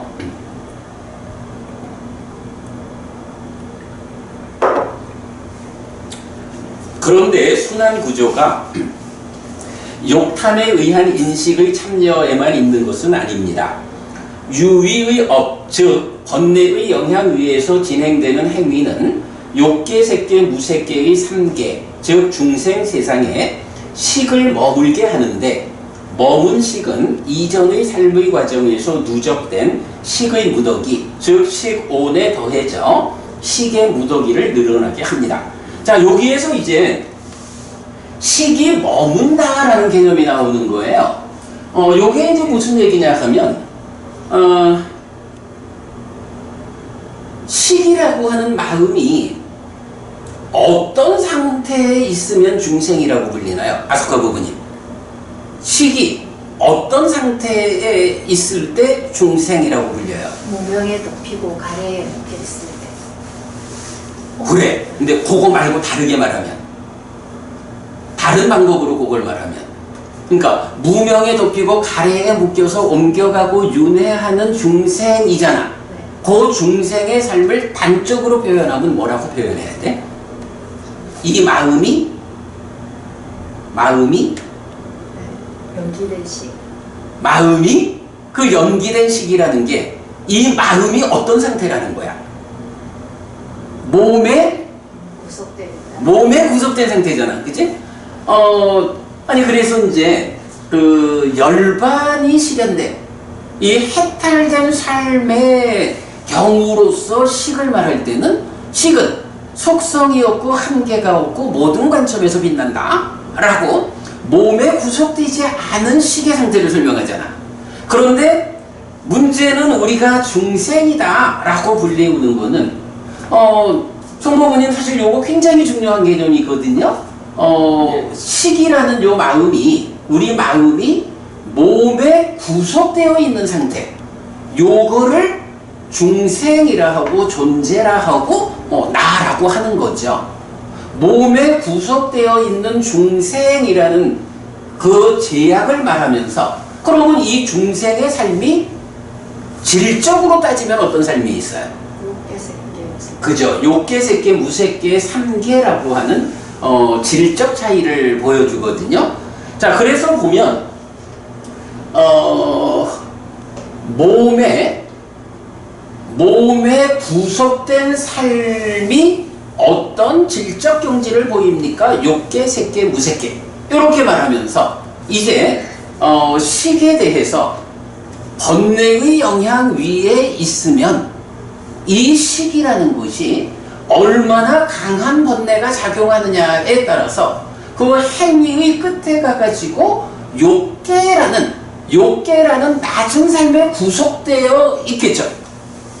또 좀 향상하면 색계라고 하는 꽤 높은 삶에 구속되어 있을 거고, 또 더 높아지면 무색계 중생의 몸에 구속되는 요런 행위, 그러니까 이건 이제 우리가 잘 몰라요. 부처님이 이런 행위 이후에 대해서 깨달은 자의 눈으로 설명해 주는 건데, 바로 중생들의 삶이라는 게 이렇게 식이 몸에 구속되어 있는 삶이다. 그럴 때 이 행위를 조건으로 어떤 몸에 구속될 것인가 라는 것이 결정된다. 그래서 행위가 아주 낮은 수준의 행위를 하면 그 행위의 결과로 이 식이 낮은 삶, 욕계 중생, 욕계의 몸에 구속되고, 중간 단위의 행위를 하면 중간의, 즉 색계의 몸에 구속되고, 아주 높은 행위를 하면 무색계의 몸에 구속되고, 이런 몸에 구속된 상황을 말해주는데, 그거를 지금 경은 뭐라고 말하는 거야? 그죠? 송보부님, 여기서 지금 식의 머뭅이라는 개념이 나왔잖아요. 식의 머뭅이라는 개념이 사실 이게 잘 안 와닿는 개념이에요. 우리가 이 경에 대한 많은 해설서들을 봐도 그냥 식이 확립한다, 식이 확고히 된다라고 표현을 하는데, 구체적으로 그 식이 머문다, 확립한다라는 것이 무슨 의미일까? 라는 부분은 사실은 잘 설명이 안 된다고요. 그런데 이제 이게 경들에서 보면, 행위를 하는데 그 행위의 근본에서 작용하는 번뇌가, 탐진치의 문제가 얼마나 강하게 작용하느냐에 따라서 그 결과로 욕계 중생의 몸에 구속되는, 색계 중생의 몸에 구속되는, 무색계 중생의 몸에 구속되는 요런 각각의 현상들을 말하기를 식이 머문다, 즉 몸에 구속된 중생 세상에 머문다, 이렇게 말하고요. 그러면 식이 중생 세상에 머물지 않는 경우가 있는 거야. 그게 뭔가요? 바로 해탈되어 가지고 몸에 구속되지 않는 요런 삶을 식이 머물지 않는 거라고 말하거든요. 여기서 이제 식의 머뭅이라는 개념, 요렇게 이해하는 게 제일 어렵고, 사실은 이 행위 이후 과정에서 식이 머문다라는 요 의미를 받아들이는 게 가장 힘든 것 같아. 근데 지금까지 저희들은 식의 메모리 기억이라고 이해를 하고 그게 아니거든요. 그러니까 식이 머문다는 것은 쌓인다는 거라고. 거기서 말하는 기억이라는 건 뭐냐 하면, 요 식 자체가 요렇게 생겨나서 요렇게 살아온 과정에 대한 기억이에요. 식은 기억이고, 그런가 하면 그 기억이라는 몸통을 가지는 식이 욕계 중생으로의 몸에 구속되느냐, 색계 중생으로의 몸에 구속되느냐 하는 몸에 구속되는 현상을 머문, 이렇게 표현하는 거예요. 식 자체는 기억이고. 네. 그래서 이제 이게 문제는 이게 지금 중생들의 삶을 설명하는 거잖아요. 중생들의 삶은 결국 몸에 구속된 삶인데, 그 몸에 구속되는 그 현상을 말하기를 식이 머문다. 욕계에 구속되느냐, 색계, 무색계 어디에 구속되느냐, 요 차이로. 그러니까 몸에 구속되는 시계 현상, 식이 머문다 이렇게 표현한 겁니다. 자, 그러면서 존재경 1번은 업을 밭으로 식을 씨앗으로 가래를 양분으로 식이 머문다고 하고, 존재경 2는 의도와 기대가 머문다고 합니다. 그래서 식은 삶의 과정에 대한 암, 즉 기억을 몸통으로 하고 의도와 기대를 속성으로 머문다는 것을 알 수 있습니다. 자, 여기서는 이제 재밌는 표현이에요. 비유를, 그러니까 식이 머문다라는 현상을 비유로 말할 때 업이 밭이다 이거야. 그러니까 밭이 있어야 뭐 씨를 뿌리고 비료를 주고 이러잖아요. 그래야 거기서 이제 나무가 자라가지고 열매를 맺죠. 그럴 때 이런 신구의 업이라는 것, 행위한다라는 것을 밭이라고 비유를 하고, 거기에 씨를 뿌리는 게 뭐냐 하면 식이 씨앗이다 이거야. 요 출산된 식이에요. 요 식의 씨앗이 뿌려지면 딱가 안에서 요런 과정을 거쳐가지고 가래가 생겨나는데, 이 가래가 양분이야. 그래서 식이라는 씨앗이 뿌려지고 가래라는 양분이 있으면 업이라는 밭에서 나무가 자라가지고 어떻게 돼요? 열매를 맺죠.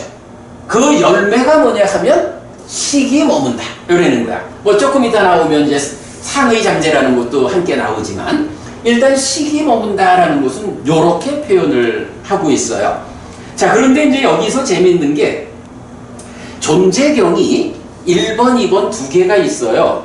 근데 1번에서는 이렇게 업이라는 밭에다가 식의 씨앗을 뿌리고 가래라고 하는 양분이 더해지면 그 밭에서 결실로 생겨나는 게 식이 머문다 이렇게 표현을 하거든요. 근데 존재경 2번에서는 식이 머문다라고 안 하고 여기에 의도와 기대가 머문다 이런 표현을 써요.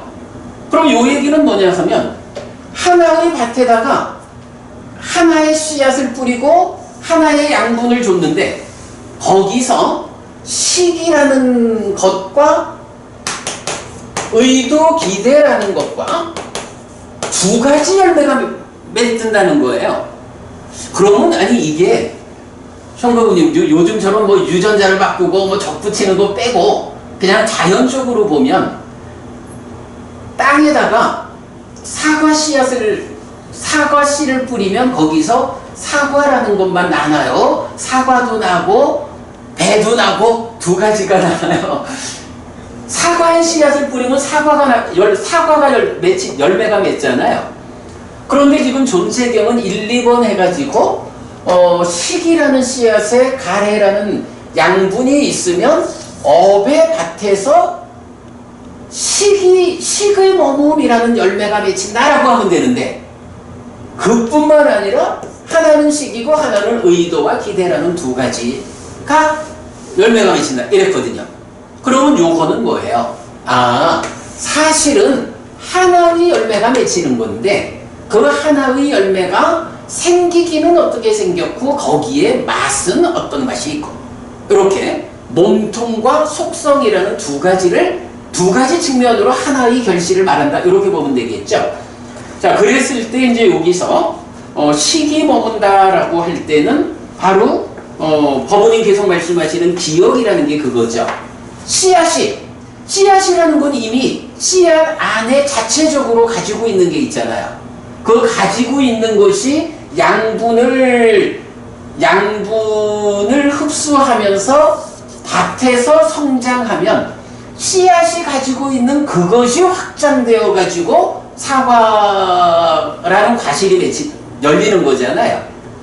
그래서 보면 식이 머문다라는 것은 1차 인식에서 생겨난 식이 이 삶의 과정, 업을 지어 가지고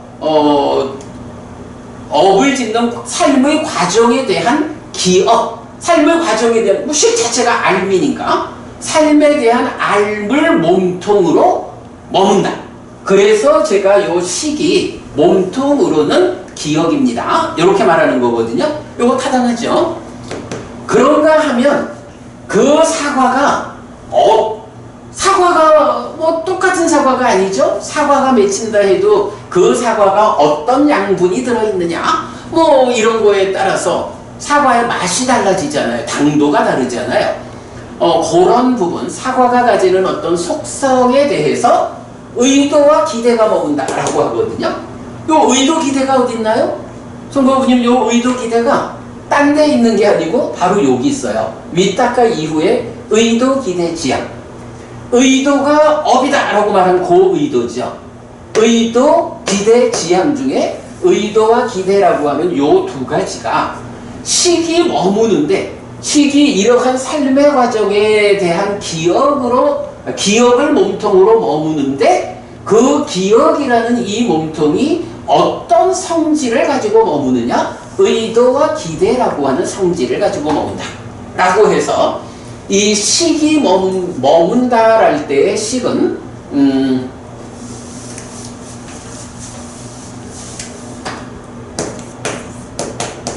몸통은 기억이고 속성, 성질은 의도와 기대다. 예, 요 식이 머문다라고 하는 요거는 요런 두 가지 관점에서 설명된다. 요거 아주 뭐 진짜 기막힌 발견이죠. 근데 경은 분명히 요런 설명을 해주고 있어요. 자, 그래서 이제 밑에 보면 존재경 1번 안 한다요. 욕계로 이끄는 업이 없다면 그래도 욕계 존재가 나타나겠는가? 아닙니다. 대덕이시여. 안 한다요. 이렇게 업은 바치고 식은 씨앗이고 애는 양분이다. 무명에 덮이고 애에 묶인 중생들의 식은 낮은 계에 머문다. 이렇게 미래에 다시 존재로 태어난다. 이렇게 설명하고요. 존재경 2번은 똑같은 내용에서 무명에 덮이고 가래에 묶인 중생들의 의도와 기대는 낮은 계에 머문다. 이렇게 미래에 다시 존재로 태어난다 라고 해서 1번에서는 식이 머물고 2번에서는 의도와 기대가 머무는데 요 두 가지가 사실은 하나의 결과에 대한 몸통과 성질, 이렇게 설명되고 있다라는 거예요. 자, 그래가지고 이렇게 1차 인식에서 생겨난 식이 씨앗이 되고 딱가에서 생겨나는 가래가 양분이 되고 업을 바트로 해서 식이 머문다라는 요 개념이 이제 업 이후를 설명하는 첫 번째 개념으로 나왔어요. 자, 그런가 하면 이제 이어가지고 12번 상류다 64번 탐이승경이 있거든요. 비구들이요, 만약 덩어리진 자량에 대한 탐이 있고 소망이 있으면, 덩어리진 자량 하면 이제 이쪽이 되고, 탐이 있고 소망이 있다라는 게 뭐죠? 탐이 있고 소망이 있으면 가래가 생겨났다. 달리 말하면 가래라는 양분이 생겨났다. 이런 얘기죠. 탐이 있고 소망이 있고 그래서 생겨난 가래가 있으면 거기서 식이 머문다. 근데 머문 다음에 한 가지 말이 더 나가는 거예요. 존재경에서는 머문다라고만 말했고, 그러니까 이렇게 머무는 방법으로 존재로 태어난다 했는데, 탐이승경에서는 식이 머문 다음에 늘어난다라는 표현을 하는 거예요. 자, 한순간의 삶의 과정에서 알갱이 하나의 식이 머물렀잖아요. 그런데 식이 늘어난다라는 건 뭘 봐야 돼요? 당연히 식온, 지난 삶의 과정이 누적되어 있는 곳으로의 식의 무더기가 있죠. 식이 머물렀는데 늘어난다라는 것은, 머문 식은 지금 삶의 결과로 머문 거고, 늘어난다라는 것은 바로 지난 삶의 과정이 누적되어 있는 식의 무더기, 식온에 머문 식이 가서 더해져 쌓였다. 그래서 얼마가 쌓여 있든 간에 알갱이 하나가 더해지면, 정밀하게 따지면 늘어난 거죠. 예, 요 부분을 이렇게 탐이 있고 소망이 있어서 가래가 생기면 식이 머물고 늘어난다 라는 표현을 해주는 거예요. 그리고 우리는 바로 여기서 이렇게 지난 삶의 과정이 누적되어 있는 식의 무더기에 식이 머물고 쌓여서 늘어나는 요거를 연기된 식이라고 해석하고 있죠. 자, 그 다음에 식이 머물고 늘어날 때 명색이 참여한다.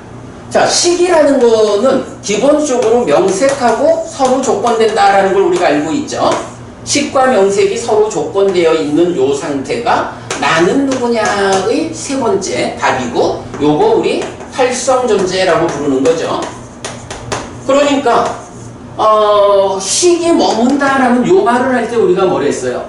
몸에 구속되어 있는 중생. 결국 중생은 식이 몸에 구속된 거예요. 그게 표현하는 게 뭐냐 하면 식과 명색이 서로 조건된다. 그거잖아요. 그러면 이렇게 식이 머물고 늘어났어. 늘어났다라는 것은 식의 무더기가 달라졌어. 이거잖아. 그러면 식이 달라졌다? 식이 새로워졌다는 거죠. 근데 이 새로워진 식이 자기 혼자 있을 수 있나요? 아니죠. 식과 명색은 서로 조건되잖아. 그러니까 식이 변화해서 새로운 것이 되었을 때 그 식과 명색의 서로 조건됨의 상태를 말하는 것. 명색이 참여한다. 참여라는 표현이 딱 좋은 것 같아요. 식이라는 게 있고 명색이라는 나를 구성하는 양쪽이 있다고. 하나의 상태가 달라지니까 하나의 상태가 거기에 부응해서 자기가 함께 달라져서 쫓아와서 참여하는. 네, 그렇게 식이 머물고 늘어나면 명색이 참여한다 라는 표현이 타니슨경에 의해서 정의되고 있고요. 명색이 참여할 때 행들이 성장한다. 행들이 성장할 때 미래에 다시 존재가 되어 태어남이 있다. 여기서 행들 이럴 때 행은 오온이라고 보면 되겠죠? 한순간 살아온 만큼 쌓인 게 늘어나는 거죠. 자, 미래에 다시 존재가 되어 태어남이 있을 때 미래의 생과 노사가 있다.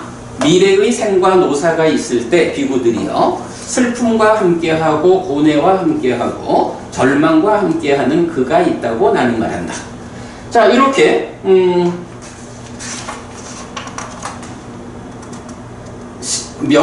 식이 머물고 늘어날 때 명색이 참여해서 결국은 행들이 성장한다. 미래에 다시 존재가 되어 태어난다. 뭐 이런 과정에서 식과 명색이 참여한 존재 상황에서 미래에 몸이 무너지면 태어난다. 미래에 다시 존재가 되어 태어남이 있다. 이런 식으로 연결을 해주고 있어요. 자, 그런데 자, 요렇게 지금까지 본 거는 식이 씨앗이 되고 가래가 양분이 되어가지고 업이라는 밭에서 식이 머물고 늘어나면 명색이 참여해서 존재를 구성하고 몸이 무너지면 다음에 태어난다. 이렇게 한쪽 측면을 봤어요. 자, 그 다음에 이제 또 한 가지 측면이 있죠. 그런데 유위적 행위는 식의 머뭄에 선행하여 상을 잠재시킵니다. 상이 잠재하면 식이 머물고 상이 잠재하지 않으면 식이 머물지 않습니다. 라고 해서 식이 머문다라고 하는 요 현상이 그냥 자기 혼자 식이 머뭅니다 라고 하지를 못한다는 거예요. 이러한 유위적인 번뇌의 영향을 받는 업이 지어지면 식이 머무는 것에 선행하는 조건으로 상이 잠재한다라는 표현이 나오는 거예요. 유위적 행위는 식의 머뭅에 선행하여 상을 잠재시킵니다. 상이 잠재하면 식이 머물고 상이 잠재하지 않으면 식이 머물지 않습니다. 식이 머물지 않는다는 건 무슨 의미라고요? 요괴, 새끼, 무새끼라는 중생들의 몸에 구속되지 않는 해탈된 상태거잖아. 그거 상이 잠재하지 않으면. 이렇게 상의 잠재와 식의 머뭅이 대등하게, 그러나 경은 상의 잠재를 선행해서 말하고 있다. 자, 요 내용은 어디에 있냐 하면 12번 상류다 38번 의도경에 나와요. 의도경. 비구들이여 의도하고 사유하고 잠재하기 때문에 그것은 식의 머뭅을 위한 기반이 된다. 기반이 있을 때 식의 머뭅이 있다. 식이 머물고 늘어날 때 미래의 존재가 되어 태어남이 있다. 자, 요 얘기 보면 식이 머물고 늘어나는 요것의 기반이 되는 게 뭐냐 하면 의도하고 사유하고 그 다음에 잠재하기 때문 이렇게 나오죠. 여기서 내가 표현하고 있는가 모르겠는데 요 상의 잠재는 근데 언제 잠재하느냐? 이 상의 잠재는요. 여기 아까 그 낚싯바늘을 무는 거 얘기했잖아요. 기뻐하고 드러내고 묶여 머무는 행위가 진행되면 상이 잠재를 해요. 이 바깥 부분이 잘 제어된다 해도 안에서 기뻐하고 드러내고 묶여 머물면 상은 잠재를 해. 그러면 식이 머물러. 그러나 밖이 제어되었다 하면 높은 곳에 머물겠죠. 이제 요런 그 내용을 보여주고 있고 밑에 가면 의도하지 않고 사유하지 않고 잠재하지 않을 때 그것은 식의 머금을 위한 기반이 되지 못한다. 기반이 없을 때 식은 머물지 않는다. 식이 머물지 않고 늘어나지 않을 때 미래의 존재가 되어 태어남이 없다. 식이 머물지 않으려면 의도하지 않고 사유하지 않고 상이 잠재하지 않는다. 기뻐하지 않고 드러내지 않고 묶여 머물지 않을 때 상이 잠재하지 않고 식이 머물지 않는다. 그러면 이어지는 삶이 없다. 의도와 사유, 즉 행위의 결과로 상이 잠재하면 식이 머물고 상이 잠재하지 않으면 식이 머물지 않습니다. 그리고 이렇게 머문 상은 행위의 재현을 위한 경향이어서 잠재 성향이기도 하고 2차 인식에 참여하는 작용성으로는 번뇌이기도 합니다. 그러면 행위를 통해 행위의 재현을 위한 경향으로 머무는 상은 2차 인식의 공동주관으로 참여하여 다시 유의적 행위를 이끕니다. 이렇게 행들은 상을 잠재케 한 뒤 다시 그 영향 위에서 반복되는데 상의 잠재에 의한 순환구조. 순환구조가 욕탐에 의한 순환구조. 행위가 인식으로 순환하는 게 있었죠. 그런데 이렇게 보니까 상의 잠재를 통한 순환구조가 또 하나 나타난 거야. 요렇게 도는 거죠. 그러니까 요렇게 도는 거하고 요렇게 도는 거. 두 번째 순환 구조가 발견되었고요. 상이 잠재하는 유의의 삶에서는 식이 머물고 늘어나는데 상의 과정을 누적한 식의 변화입니다. 상이 잠재하는 유의의 삶에서는 식이 머물고 늘어나는데 상의 과정을 누적한 식의 무더기의 변화. 그리고 이런 식을 삶의 과정을 누적한 내가 뭐라 했지? 상의 과정. 그렇군요. 삶의 과정을 누적한 식의 무더기의 변화. 이런 식을 연기된 식이라고 합니다.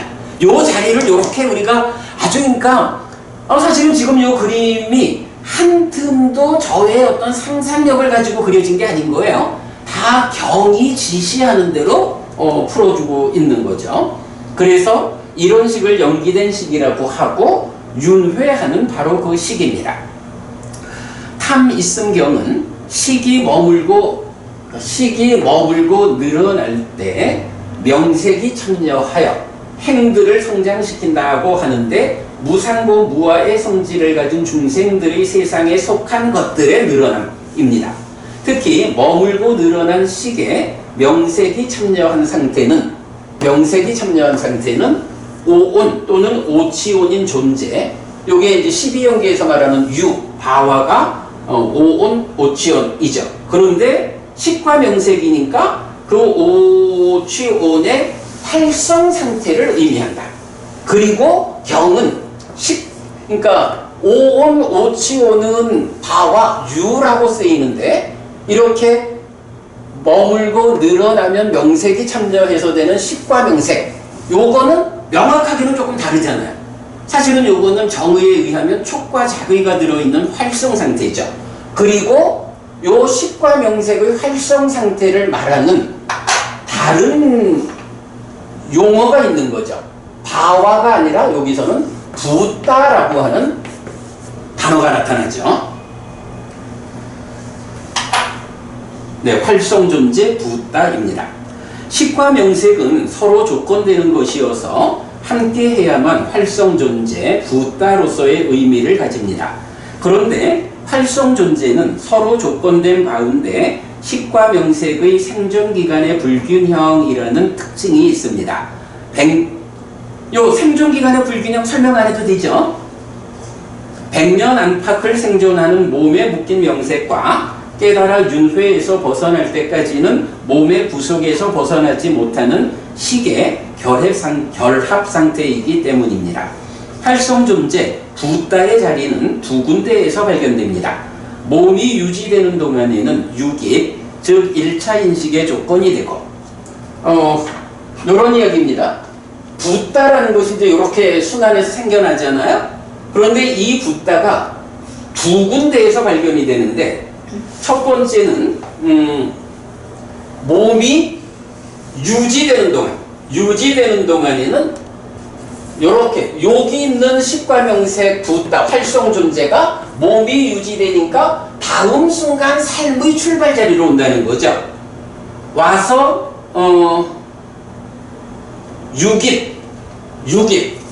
유깁이니까 1차 인식 요 자리죠. 요 자리에 와가지고 1차 인식의 조건이 되고, 그런가 하면 몸이 무너지면 태어나야 되죠. 몸이 무너지면 새로운 몸과 함께하는 다음 생에서 노사수비고운액의 당사자가 됩니다.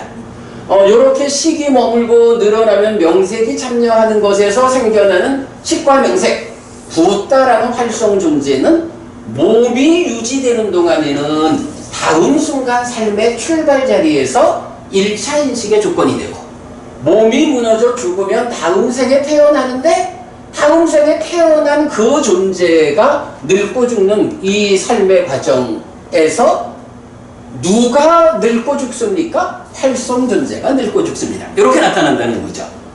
몸이 유지되느냐 무너지느냐에 따라서 활성 존재의 두 자리. 참, 요런 거 진짜 우리밖에는 찾은 사람이 없는 것 같아. 아, 정말 이런 부분은 찾아졌어요. 자, 그래가지고 그 밑에 이제 대인연경 연기 경전 소개했는데, 요 경전은 식과 명색이 서로 조건되는 것이다 라는 부분 설명하는 경이에요. 그러니까 그거는 뭐 여러분 읽어보도록 하시고요. 자, 그래서 32쪽 밑에 가면, 자, 32쪽 밑에 보면 이제 맞지마니까야 1번 근본 법문경이 있어요. 소망은 괴로움의 뿌리다라고 한 뒤에 유로부터 생이 있고 활성 존재에게 노사가 있다라고 한다. 요거 뭔가요? 소망은 괴로움의 뿌리다. 뭐죠? 여기야. 소망이 왜 괴로움의 뿌리인가요? 가래라고 하는 거. 이거 고집성제잖아. 가래라는 것이 소망과 탐이 함께한 건데, 요 소망이라는 게 기뻐하고 드러내고 묶여 머물면 생겨나서 가래가 된다고.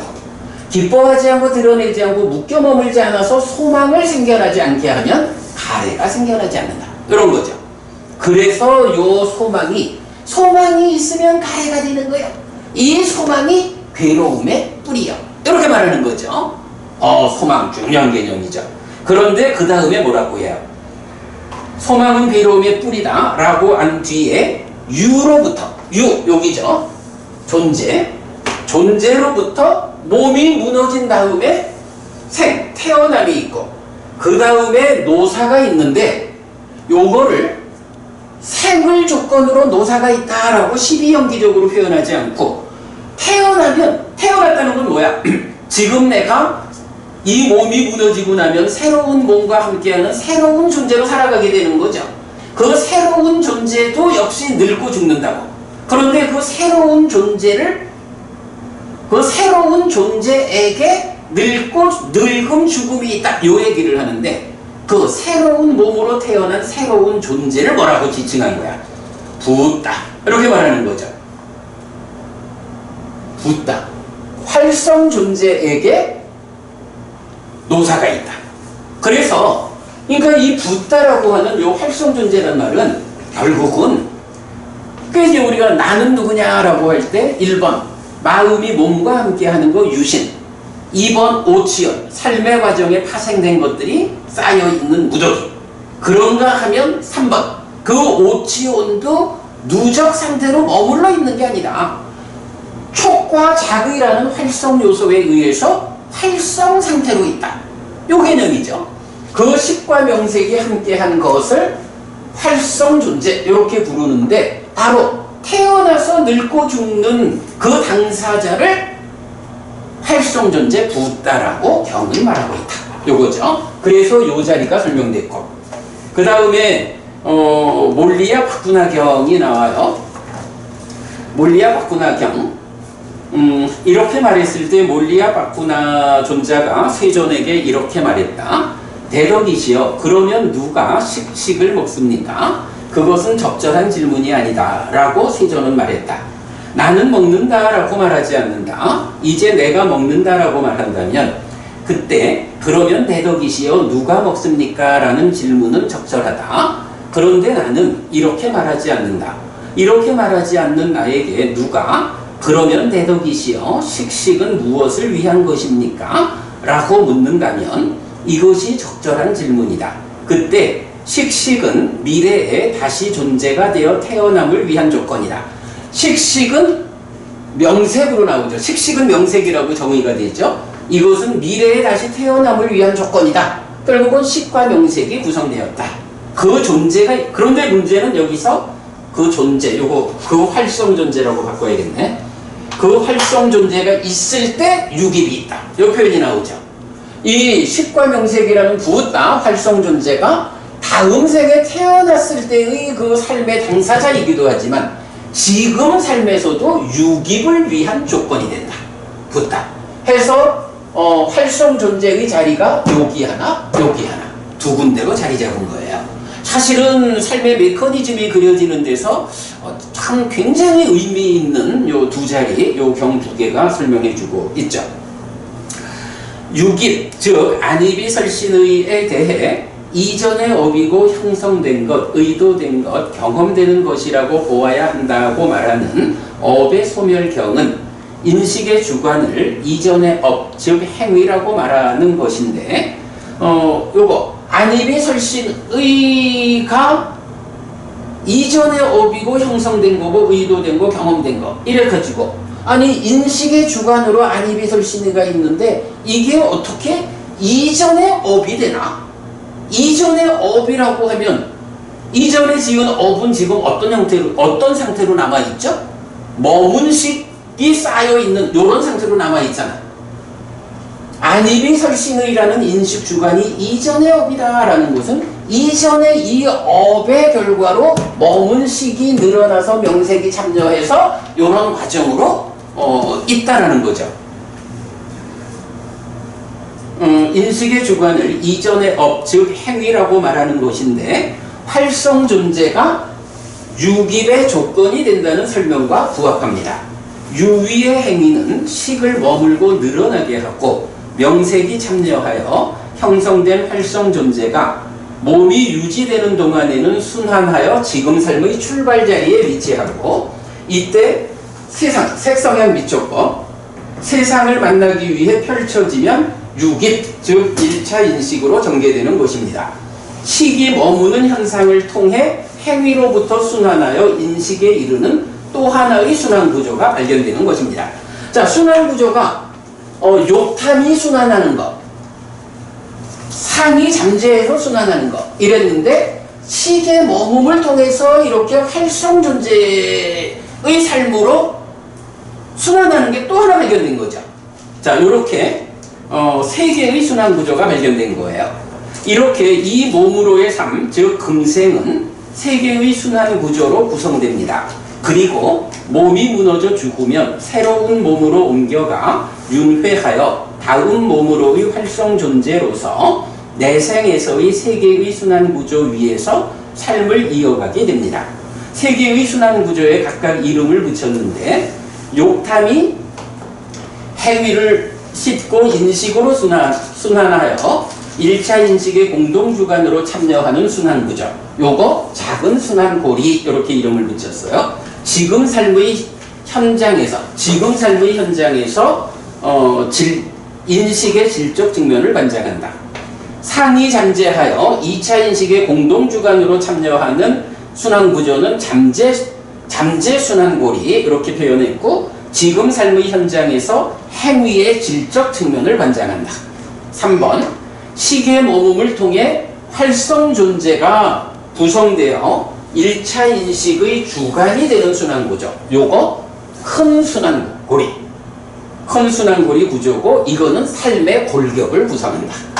네, 이렇게 세 개의 순환구조가 생겨나는 거 설명했고요. 자, 다음 장 넘어갑니다. 좀 빨리 마치도록 할게요.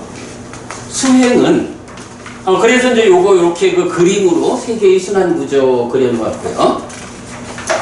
수행은 삶의 부정적 요소를 버리는 과정인데 삶의 질을 관장하는 두 순환고리에서 욕탕을 버리고 상의 전도를 해소하는 것. 자, 큰 순환고리는 삶의 골격을 구성한다 그랬죠. 그리고 작은 순환고리와 잠재 순환고리는 삶의 질적 측면에서 참여한다고요. 그럴 때 삶의 질을 관장하는 두 순환고리에서 욕탕을 버리고 상의 전도를 해소하는 것. 이것으로 수행이 완성됩니다. 이렇게 표현했죠. 예, 요게 수행의 본질이죠. 그래서 아소가 보면 우리 이거 잘 알고 있는 거죠. 수행하면 욕탕을 버리는 것, 상의 전도를 해소하는 것. 그리고 큰 순환고리는 이런 수행이 완성될 때 식이 머물지 않게 됨으로써 질적으로 향상해서 몸의 구속된 상태를 넘어서게 되면 식이 머물지 않는다. 요거죠. 식이 머물지 않게 됨으로써 순환고리가 멈추게 되어 더 이상 삶의 골격을 늘어나지 않게 하는데 몸이 무너져 죽은 뒤 몸으로 가지 않음으로써 완성됩니다. 요거 어떻게 표현하는 건가요? 우현경에서 말하는 무명과 가래가 해소되지 않고 몸이 무너지면 몸으로 간다. 해소하고 몸이 무너지면 몸으로 가지 않는다. 몸의 구속에서 벗어난다.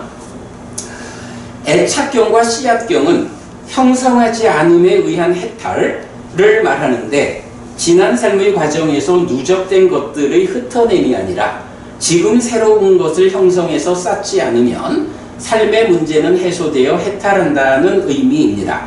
과거에 대한 책임을 넘어서서 오직 지금을 완성하면 된다는 점에서 불교가 해탈과 열반을 위한 실현 가능한 방법이라는 것을 알 수 있습니다. 송도부님 요거 사실 또 불교적으로 굉장히 중요한 관점이에요. 우리가 보통 보면 오온일에서 삶의 과정이 쌓여 있잖아요. 그러면 우리가 깨달아서 윤회에서 벗어나자 라고 하면 쌓여 있는 거를 다 흩어내야 될 것 같잖아요.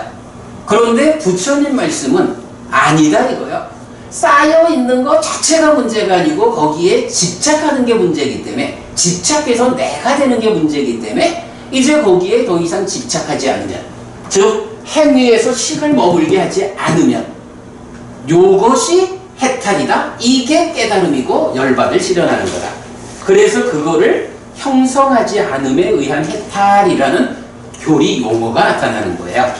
깨달음이 지난 삶의 모든 것을 다 정리하고 깨달아야 된다 라고 하면 깨닫지 못할 수가 있겠죠.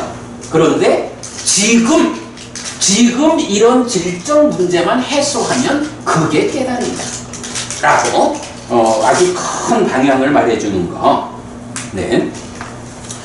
이렇게 삶은 행위를 시발점으로 하는 세계의 순환구조 위에서 전개되는데 몸이 유지되는 동안에는 촉을 조건으로 생기는 수에 의해 락고 불고불락의 느낌을 경험하면서 늙어가다가 몸이 무너지면 새로운 몸으로 구성된 다음 삶의 활성 존재로 태어난 뒤 순환구조의 삶을 반복하며 괴로움이 자라나는 중생의 삶을 이어가게 됩니다. 그리고 삶에 대한 이런 설명이 연기, 즉 12연기입니다. 한편 도시경은 식화 명색의 서로 조건됨, 즉 활성 존재로부터 고집의 삶을 설명하는데 식의 머금을 유발하는 무명과 행, 요 딱과 안의 이야기를 배제한 지금 삶의 연기 과정입니다. 말하자면 큰 순환고리에 의한 삶의 골격의 형성 과정은 생략하고 형성된 삶의 골격 위에서의 중생의 삶을 설명하는 제한적 연기, 즉 십지연기입니다. 밑에 보면 비구들이여 그런 나에게 이런 생각이 떠올랐다. 이 식은 되돌아간다. 명색으로부터 더 나아가지 못한다. 라고 해서 식과 명색의 서로 조건됨 우리 공부해서 알고 있죠. 자, 이제 마지막 8번입니다. 삶의 메커니즘과 수행지도. 이렇게 설명되는 삶의 이야기를 삶의 메커니즘이라고 이름 붙였는데 연기의 정형을 드러내 줍니다. 그리고 이런 삶의 메커니즘 위에서 작은 순환고리와 잠재 순환고리의 부정적 요소를 버리는 것으로의 수행도 삶의 메커니즘에 대응하는 수행지도로 그려집니다. 라고 해서 일단 요렇게 그 삶의 메커니즘 약술 수업을 이제 마무리했고요. 사실 이렇게 보면 6번 수업 중에 5번을 다 어디를 했냐면 인식과 관련한 이야기를 했어요.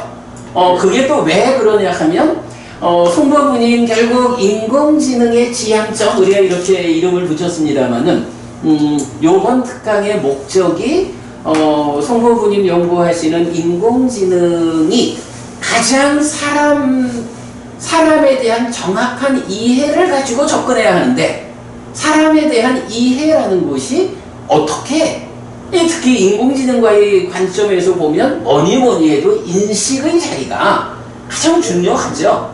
그리고 또 교리적으로도 워낙 중요한 자리이고요.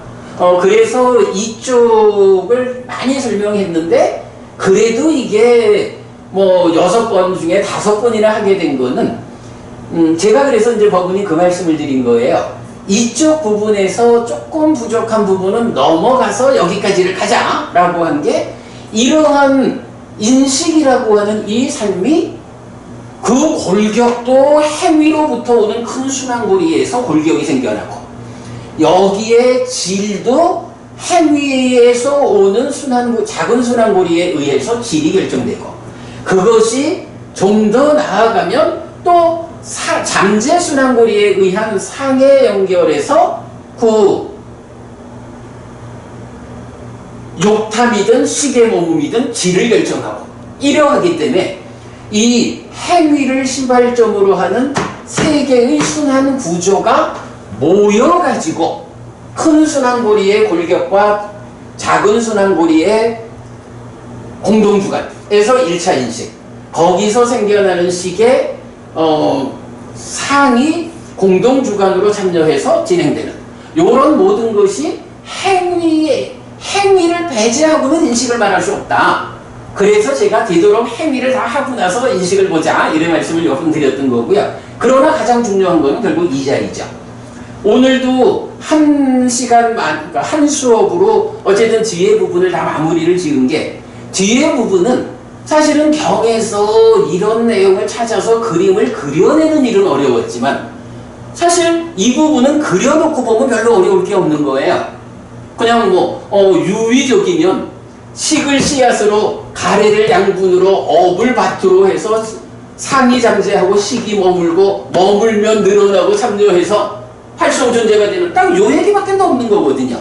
요런 결론을 만들어내는 과정은 어려웠지만 사실은 행위 부분은 그렇게 딱 우리가 결론으로만 받아들이면 나머지는 다 그것들이 어떻게 작용해서 지금 삶의 현장, 인식을 결정하느냐. 이게 인간의 삶이고 법원님 연구하시는 인공지능이 접근해야 하는 것도 이런 삶으로 접근을 해야 하는 거죠. 자, 오늘 시간이 너무 늦어서 지금 보면은 법원님은 지금 몇 시가 되는 거야? 1시가 되나요? 주무실 시간에 저기 나중에 저하고 다시 카톡으로 저 말씀 나눠서요. 다음 주 그러니까 1월 첫 주에 포괄적으로 우리가 이런 6주 공부한 거를 토론하는 시간이 필요하겠다 말씀하시면 다음 주에 한 번 더 줌으로 이렇게 시간을 마련하고요. 아니면 되었고 틈틈이 저랑 둘이서 해도 된다 하시면 다음 주에는 우리가 우리 기존의 수업을 진행하고 그래야겠습니다. 나중에 그거는 의논하죠. 이렇게 그럼 마칠까요? 예, 수고하셨습니다, 스님. 성모부님 새해 복 많이 받으십시오.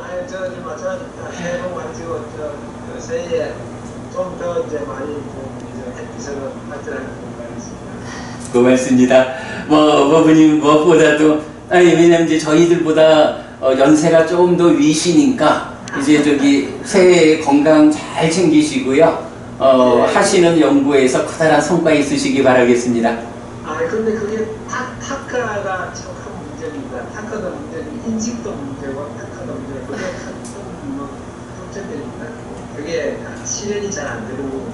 그러니까 사실 그래서 제가 요번 이 특강을 운영하자 한 것도 인식도 이런 공동주관이라는 개념 또 이렇게 하여간 행위로부터 오는 이런 개념도 그렇지만 무엇보다도 따까라고 하는 마음이 몸에 참여 없이 작용하는 이 영역에 대해서는 사실 이거를 어떤 철학에서도 접근하지 못하는 영역이잖아요. 오직 부처님의 깨달음에 의해서만 설명되고 있고 그거를 그나마 그래도 우리가 경을 공부하는 입장에서 발견해서 그려냈잖아요.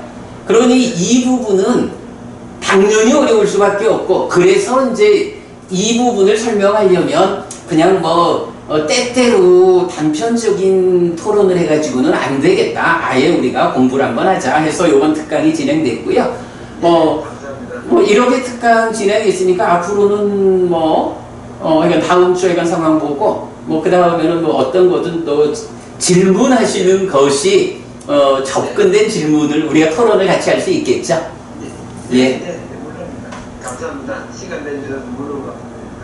예, 어쨌든 하시는 만큼 필요한 부분은 저희가 이건 경으로서 지원해 드리도록 하겠고요. 법부님께서 잘 활용하시면 좋겠습니다. 자, 아스카 법부님도 인사하시죠? 네, 수고하셨고요. 새해 복 많이 받으세요. 감사합니다. 네. 새해 복 많이 받으세요. 네. 네, 다들 수고하셨습니다. 그럼 이렇게 마치겠습니다. 고맙습니다.